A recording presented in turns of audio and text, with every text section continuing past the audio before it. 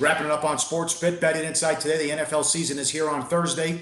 We'll tear into that and also get into the big schedule in the NFL and college football coming up as we do a lot of game previews Thursday and Friday during football season on Sports Fit. Teddy, how did you tell these people again how you put these together with the win totals? Sure. The win total numbers, and we got them for all four divisions of the NFC today. We did all four divisions from the AFC yesterday. You can go back in the archives and take a look if you are so inclined to do so. But it's real simple.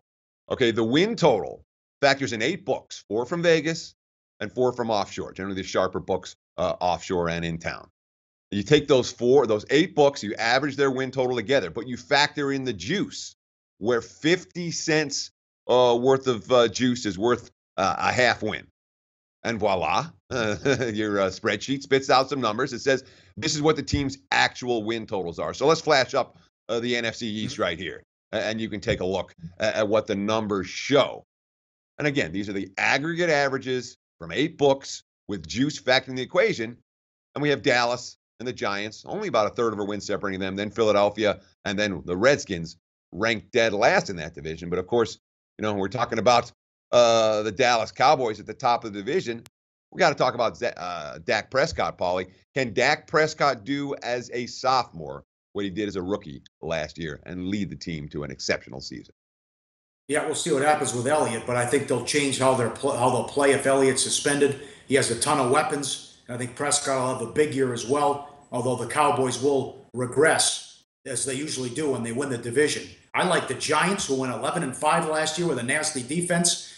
I think Eli can have a better year, and they bring in Brandon Marshall, also Ingram, the tight end from Ole Miss. Can they get the running game going? Still won 11 games and couldn't run the ball last year and had a below-average offense. And I know the professionals like the Eagles over, Teddy, and we like the Redskins under. Yeah, sure. Philadelphia over has been a very attractive wager amongst the wise guys. They're looking for a big second season out of Carson Wentz and company.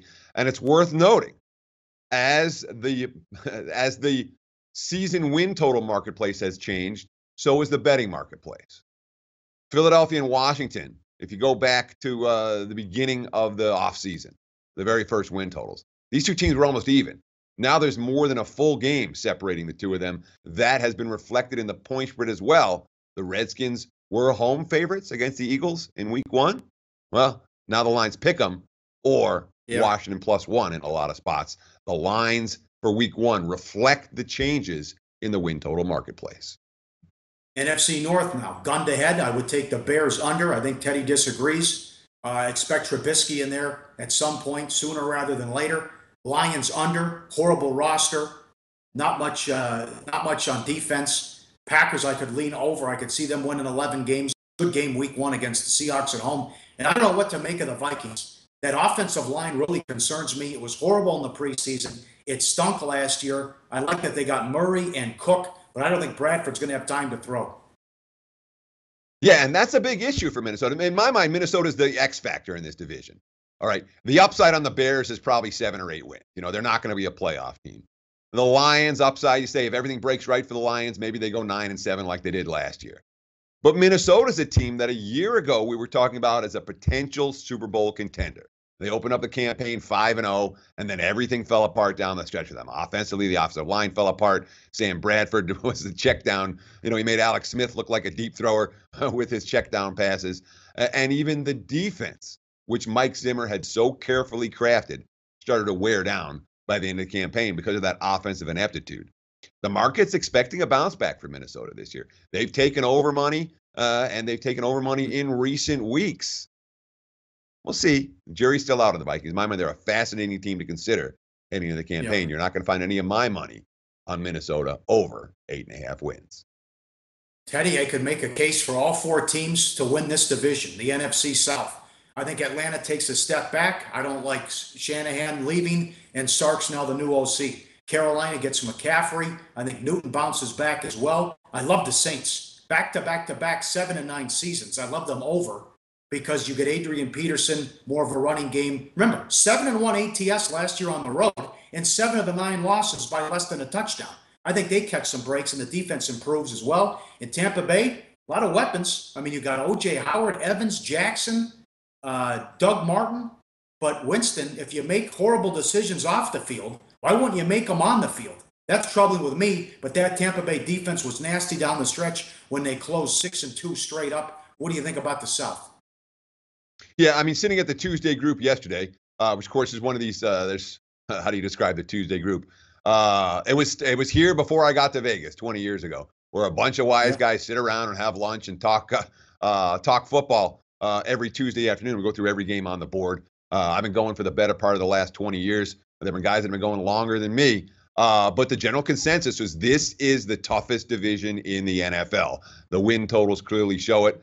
And there are two things I want to highlight. One, the Bucs are playing 16 straight weeks. This line's not going to hold at 8.3. There will be wise guy money coming against Tampa. If you want to get out ahead of the markets, bet the Bucs under their win total right now, assuming that it is going to be 16 straight weeks, and they're not going to try to squeeze Miami and Tampa in somewhere this weekend. The other team I want to talk about is Carolina, a squad that obviously was in the Super Bowl 2 years ago. Last year, everything that could go wrong did go wrong. Wise guys don't love this team. And yet, they're still priced at higher than 9 wins. Certainly the market is expecting something of a bounce back for the Panthers, even though Cam Newton missed basically the entirety of the preseason recovering from offseason surgery. I love Seattle. I'm not high on Arizona. I know the professionals liked them last year and this year. They opened up 7.5 in some spots. That was immediately bet up. They're a favorite now on the road against Detroit week 1. They were favored in 12 of their 16 games last year and still went under 500. It's not a lot to like as far as I'm concerned with Arizona. And then you have the Rams and the 49ers, where we'll see if Goff can take that, actually become a decent quarterback. The Rams are faced with a tough decision with maybe Cousins on the market next year if they decide to cut bait with Goff after 2 years. Yeah, I mean, there'll be plenty of suitors for Kirk Cousins if he hits the open market. Some team in Jacksonville might have a few dollars to throw their way. But Arizona, to me, is a fascinating squad here because if you remember, when the South Point first opened, they opened the Cardinals at 7.5. Now we're talking about 8.7. Same personnel they had. You know, it's not like they made a blockbuster deal and got a new quarterback or, you know, revamped their defense.